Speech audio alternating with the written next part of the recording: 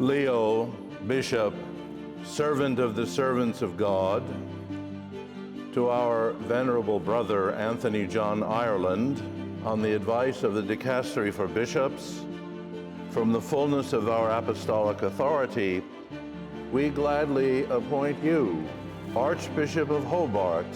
We wish you to inform the clergy and the people of the Archdiocese of our decree, all of whom we urge to consider you as a father to be loved, a teacher to be heard, and a guardian to be honored.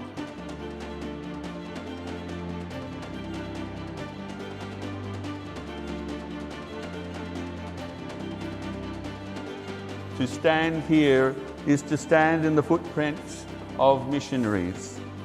Let us walk together, bishop, clergy, religious, lay faithful.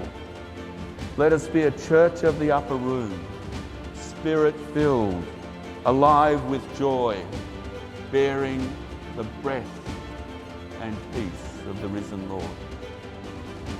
As we turn the page and write a new chapter in Tasmania's Catholic story, may we walk as pilgrims of hope and with our lives sing the praise of God, from whom all blessings flow.